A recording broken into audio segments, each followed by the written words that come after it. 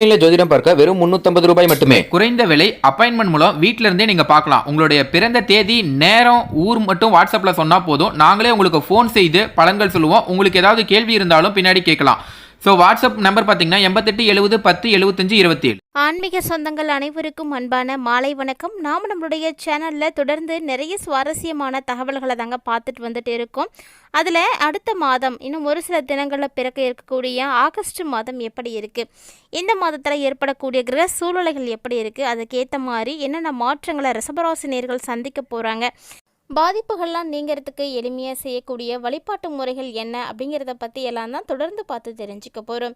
வீடியோக்குள்ளே போகிறதுக்கு முன்னாடி நீங்கள் இன்னும் நம்ம சேனலை சப்ஸ்கிரைப் பண்ணாமல் இருக்கீங்க அப்படின்னா மறக்காமல் சேனலை சப்ஸ்கிரைப் பண்ணிக்கோங்க. கூடவே பக்கத்தில் இருக்கிற பெல் சிம்பிளையும் கிளிக் பண்ணிக்கோங்க. அப்போ தான் நாங்கள் போடக்கூடிய வீடியோக்கள் எல்லாமே உங்களுக்கு நோட்டிஃபிகேஷனாக உடனுக்குடன் வந்தடையும். நீங்களும் பார்த்து பயன்பெறலாம். வாங்க வீடியோக்குள்ளே போகலாம். ராசி மண்டலத்தில் இரண்டாவதாக இருக்கக்கூடிய ரிஷபராசிக்காரர்களுக்கு கடந்த மாதங்களை விட பிறக்க இருக்கக்கூடிய ஆகஸ்ட் மாதம் ஒரு சிறப்பாக இருக்கும் அப்படின்னு எதிர்பார்க்கலாங்க. ஏன்னா இந்த டைமில் இருக்கக்கூடிய கிரக சூழ்நிலைகள் உங்களுக்கு அப்படித்தான் இருக்குது. அதாவது இந்த டைமில் முதல் பகுதியில் சூரியன் உங்களுக்கு பார்த்தீங்கன்னா 3வது வீட்டில் வந்து பயிற்சியாகி இருக்கிறாரு. ஸோ சூரியன் 3ல் இருக்கிறது ரிஷபராசினியர்களே உங்களுக்கு நிறைய நல்ல பலன்களை எல்லாம் ஏற்படுத்தி கொடுக்குங்க. ஆகஸ்ட் 17 இருந்து சூரிய பகவான் 4வது வீட்டுக்கு வந்து பயிற்சி ஆவார். ஸோ இந்த காலகட்டத்தில் முடிவுகள் கொஞ்சம் பலவீனமாக இருக்கிற மாதிரி தான் இருக்கும். ஸோ அது வரைக்கும் உங்களுக்கு சிறப்பாக தான் இருக்குது. அடுத்தபடியாக பார்த்தீங்கன்னா செவ்வாய் கிரகத்தினுடைய பயிற்சி இந்த டைமில் முழுக்க உங்களுக்கு 5வது வீட்டில் தான் இருக்க போகிறாரு. ஸோ இது பார்த்திங்கன்னா ஒரு சாதகமான பயிற்சியாக உங்களுக்கு வந்து இல்லை. ஸோ ரிஷபராசிக்காரங்களாம் செவ்வாய் பயிற்சியை வைத்து நீங்கள் எதுவுமே வந்து எதிர்பார்க்கக்கூடாது. அடுத்ததாக புதனுடைய பயிற்சி. புதன் பார்த்தீங்கன்னா ஆகஸ்ட் 30 வரைக்குமே 3வது வீட்டில் தான் இருக்க போகிறாரு. அதுக்கப்புறமா தான் இவர் வந்து மாற்றம் பெறாரு. ஆகஸ்ட் 30க்கு அப்புறம் புதனுடைய பயிற்சி உங்களுக்கு சாதகமாக இருக்குங்க. ஆனால் பெரும்பான்மையான நேரங்களில் புதன் கிரகம் உங்களுக்கு சாதகமான பலன்களை தர முடியாமல் கூட வந்து போகலாம். அதனால் புதனுடைய பயிற்சியை வைத்து நீங்கள் நம்பி எதுவும் வந்து செய்ய வேண்டாம். அடுத்ததாக பார்த்தீங்கன்னா குரு பயிற்சி. குரு 2வது வீட்டில் இருக்கிறாரு. ஸோ 2ல் குரு இருக்கிறது வந்து உங்களுக்கு ரொம்ப ஒரு சாதகமான ஒரு டைமிங். உங்களுக்கு நிறைய சப்போர்ட்டிவாக இருப்பார், நிறைய விஷயங்களை வந்து நிகழ்த்தி கொடுப்பாரு. ஆனால் ஆகஸ்ட் 13 வரைக்கும் தாங்க. ராகுவினுடைய செல்வாக்கில் இருக்கிறதுனால ஆகஸ்ட் 13க்கு அப்புறமா சாதகமான இடத்துல இருந்து இவர் வந்து மறைவு பெறாரு. அதனால் கொஞ்சம் வந்து பலன்களை உங்களுக்கு குறைச்சி கொடுக்கறதுக்கு வாய்ப்பு இருக்குது. மேலும் சுக்கிரனுடைய பயிற்சி பார்த்திங்கன்னா ஆகஸ்ட் 21ஆம் தேதி வரைக்குமே உங்களுக்கு 2வது வீட்டில் தான் இருக்க போகிறாங்க. அதுக்கப்புறமா தான் இவர் வந்து மாற்றம் பெறாரு. 2ல் இருந்து 3வது வீட்டுக்கு வந்து போக போகிறாரு. ஸோ இந்த வழியில் சுக்கிரன் பார்த்திங்கன்னா பொதுவாகவே உங்களுக்கு சாதகமான பலன்களை தரக்கூடிய ஒரு கிரகம் தான். அடுத்தபடியாக உங்களுக்கு இந்த கிரகம் பார்த்திங்கன்னா சனி கிரகம். சனி ஜூலை 13 அன்னைக்கு வக்ரத்தை வந்து ஆரம்பிச்சிட்டாரு. இப்போ சனியினுடைய பயிற்சி உங்களுக்கு லாப வீட்டில் தான் இருக்குது. லாப வீட்டில் இருந்தாலுமே கூட, நல்ல நிலையில் அவர் இருந்தாலுமே கூட பிற்போக்குத்தனமாக தான் இருக்கார். அதாவது வக்ரமாக தான் பயணிக்க போகிறாரு. ஸோ சனி பகவான் வக்ர காலங்களில் இருக்கக்கூடிய இந்த ஒரு நேரத்தில் சாதகமான பலன்களை உங்களுக்கு கொடுப்பாரா அப்படின்னா கண்டிப்பாக வந்து கொடுப்பாருங்க. இந்த டைம் பார்த்திங்கன்னா சனி உங்களுக்கு நல்ல மாற்றங்களை தான் வந்து கொடுக்க போகிறாரு. ராகு பார்த்திங்கன்னா 10வது வீட்டில் கும்ப ராசியிலும் குருவினுடைய ராசியிலும் இருக்க போகிறாரு. ஸோ மிகச்சிறப்பாக உங்களுக்கு ராகுவினுடைய இடம் இல்லை அப்படின்னாலுமே கூட குருவினுடைய ராசியில் தான் ராகு இருக்க போகிறாரு. அதனால் ஒரு சில சமயங்களில் உங்களுக்கு சாதகமான பலன்களை அவர் கண்டிப்பாக கொடுப்பார். பெரும்பாலும் கொடுக்க மாட்டார். ஏதாவது ஒரு சில விஷயங்களில் உங்களுக்கு சாதகமான பலன்களை வந்து கொடுக்கலாம். அடுத்தபடியாக கேது பார்த்திங்கன்னா உங்களுடைய 4வது வீட்டில் வந்து பயிற்சித்து சுக்கிரனுடைய ராசியில் இருக்க போகிறாரு. இந்த சூழ்நிலையில் கேது பகவான் ஒரு சில சமயங்களில் உங்களுக்கு சாதகமான பலன்களை வந்து கொடுக்கலாம். ஆனால் இந்த கிரகநிலைகளை எல்லாம் ஒப்பிட்டு பார்த்தீங்கன்னா பெரும்பான்மையான சந்தர்ப்பங்களில் கேதுகிட்ட இருந்து நீங்கள் எதையுமே வந்து எதிர்பார்க்கக்கூடாது. அனுகூலத்தை நீங்கள் எதிர்பார்க்குறீங்க அப்படின்னா கேது பகவானால் அது தர முடியாமல் கூட போகலாம். இருந்தாலும் ஒரு சில சமயத்தில் சுக்கிரனுடைய தாக்கம் உங்களுக்கு நல்லா இருக்குது. சுக்கிரனுடைய தாக்கத்தால் கேது வந்து நல்ல பலன்களை வந்து கொடுக்க ஆரம்பிப்பார். ஸோ இந்த மாதிரி கிரக சூழ்நிலைகள் எப்படி மாறுறாங்க, எந்த கிரகத்தோடு இணையிறாங்க அப்படிங்கிறத வைத்து உங்களுக்கு பலன்கள் அப்படிங்கிறது அப்படி டோட்டலாகவே வந்து மாறுபாடடையும். தனித்து கேது பகவானால் நல்லதை செய்ய முடியல அப்படின்னாலுமே சுக்கிரனுடைய தாக்கத்தால் அவர் கொஞ்சம் உங்களுக்கு பாசிட்டிவாக செய்ய போகிறாரு. ஸோ இது மாதிரி தாங்க ஒரு கிரகம் இன்னொரு கிரகத்தை சேரும் பொழுது நிறைய மாற்றங்களை உண்டு பண்ணும். இப்படி எல்லா சூழ்நிலைகளையும் ஒன்றா வச்சு பார்த்தோம் அப்படின்னா இந்த காலகட்டம் உங்களுக்கு சராசரியை விட ரொம்பவே சிறப்பாக இருக்கும். எல்லா நிகழ்வுகளுமே உங்களுக்கு முடிவுகள் அப்படின்றது சாதகமாக வந்து இருக்கும் அப்படின்னு சொல்ல முடியாது. எல்லா இடத்துலையும் நீங்களும் அது மாதிரி எதிர்பார்க்காதீங்க. அதுவுமே கூட தவறான ஒன்று தான். நீங்கள் எல்லா விஷயத்துலேயும் எல்லா முடிவுகளிலையும் நீங்கள் சாதகமாக வந்து உங்களுக்கு நடக்காமல் போனாலுமே கூட பெரும்பான்மையான நிகழ்வுகள் உங்களுக்கு சாதகமாக தான் இருக்க போகுது. ஸோ நீங்கள் வந்து இந்த மாதிரியான விஷயங்கள் எல்லாம் எதிர்பார்க்கலாம். அதே உத்தியோகத்தில் இருக்கக்கூடியவங்கள்லாம் இந்த ஆகஸ்ட் மாதம் பார்த்திங்கன்னா ரொம்ப ரொம்ப சிறப்பாக வந்து செயல்படுவீங்க.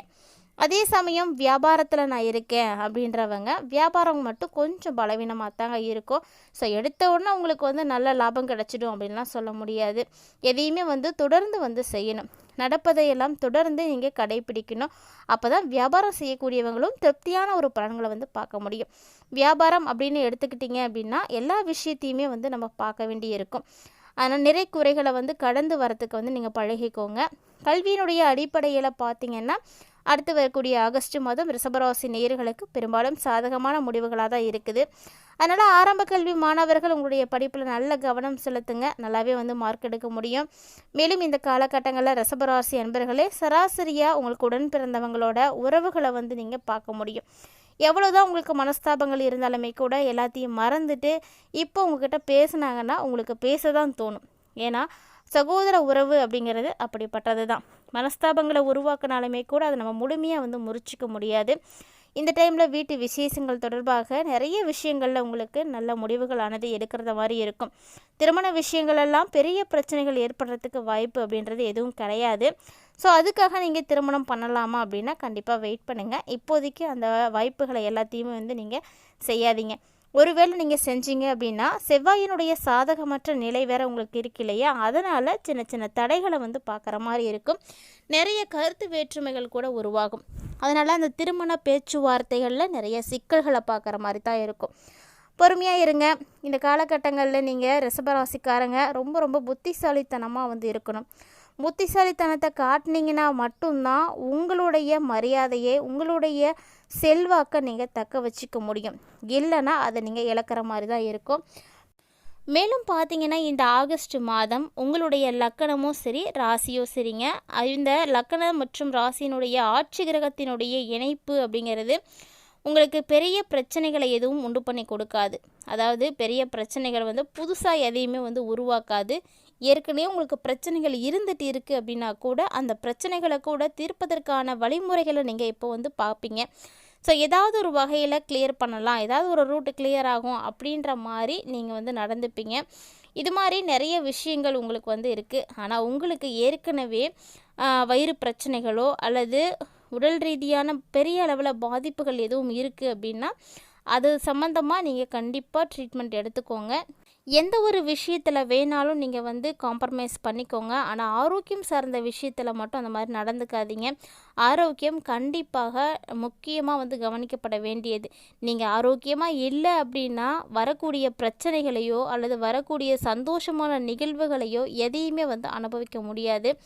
ஜோதிட ரீதியாக ஒரு சில நேரங்களில் நமக்கு உடல் ரீதியான பாதிப்புகள் ஏற்படுது அப்படின்னா அதை முன்கூட்டியே தெரிஞ்சுக்கிட்டீங்க ஒரு வேளை அப்படின்னா அதுக்குரிய ட்ரீட்மெண்ட்டை நீங்கள் கண்டிப்பாக அந்த டைமில் எடுத்துக்கிட்டாகணும். இல்லைன்னா அதனாலும் நீங்கள் பெரிய அளவில் பாதிப்புகள் எல்லாம் பார்க்குற மாதிரி தான் இருக்கும்.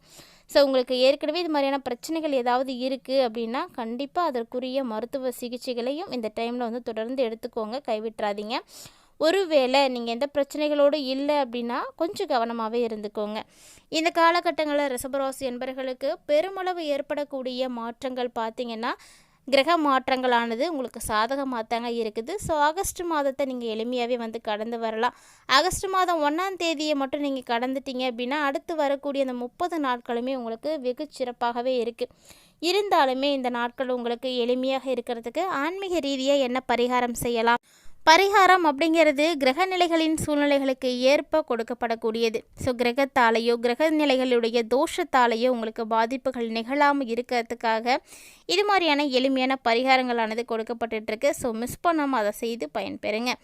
இந்த காலகட்டங்கள் உங்களுக்கு அதாவது அடுத்து வரக்கூடிய ஆகஸ்ட் மாதம் முழுக்க சிறப்பாக இருக்கிறதுக்கு ரிஷபராசி நேயர்களே அருகில் இருக்கக்கூடிய வேப்பங்கன்றுக்கு இனிப்பான நீர் ஊற்றி பாருங்கள், கண்டிப்பாக ஒரு நல்ல மாற்றம் கிடைக்கும். ஸோ இது மாதிரி எளிமையான விஷயங்களை நீங்கள் தொடர்ந்து செய்துட்டு வந்தீங்க அப்படின்னாலே போதும், எல்லா பாதிப்புகளுமே உங்களை விட்டு விலகி போகும். கண்டிப்பாக மறக்காமல் ட்ரை பண்ணி பாருங்கள். இந்த பதிவில் இருக்கக்கூடிய தகவல்களானது ரிஷபராசி என்பவர்களாகிய நீங்கள் தெளிவாக பார்த்து தெரிஞ்சுக்கிட்டு இருக்கீங்க. உங்களுக்கு பிடிச்சிருக்கு அப்படின்னா மறக்காமல் வீடியோக்கு ஒரு லைக் பண்ணிக்கோங்க. வீடியோ பற்றிய கருத்துக்களையும் தவறாமல் எங்களோட ஷேர் பண்ணிக்கோங்க. மேலும் இது போல் சுவாரஸ்யமான ஆன்மீகம் சார்ந்த தகவல்களோட மற்றும் ஒரு ஆன்மீக தலைப்பில் சந்திக்கலாம்.